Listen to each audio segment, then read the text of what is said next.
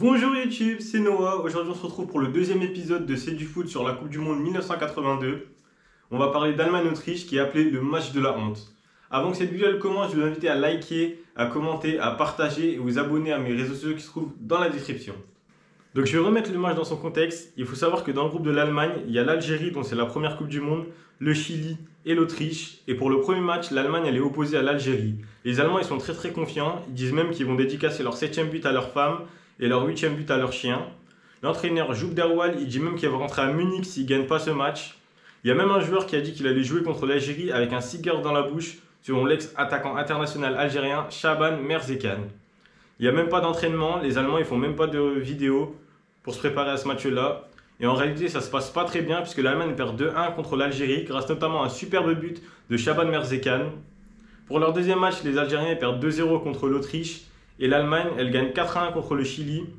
Pour leur troisième match, les Fennecs ils gagnent 3-2 contre le Chili, ce qui fait que si l'Allemagne elle perd, ils deviendraient la première équipe africaine à accéder à une phase d'élimination directe de la Coupe du Monde.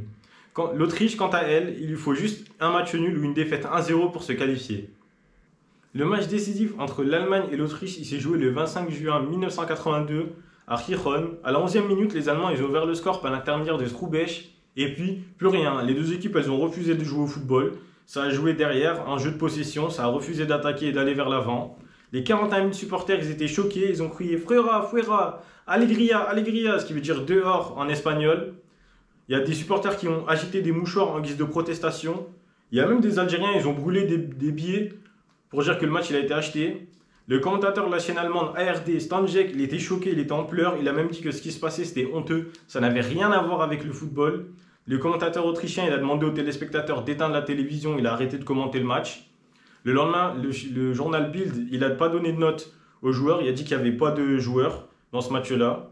Les Allemands, eux, ils ont catégoriquement refusé de dire que ce match il avait été volé. Même quand leurs supporters ils sont partis manifester devant leur hôtel, les Allemands ils n'ont rien trouvé de mieux que leur envoyer des bombes à eau. Depuis ce jour-là, ce match-là il est appelé l'Anschluss auf Gijón. C'est en hommage à l'annexion de l'Autriche par l'Allemagne en 1938. Depuis ce jour-là aussi, les troisièmes matchs des phases de groupe de Coupe du Monde, ils se jouent tous en même temps pour qu'il n'y ait pas de ce genre de problème. Ce qui est dingue, c'est qu'il a quand même fallu attendre 25 ans pour qu'il y ait un Allemand qui avoue que ce match il a été volé.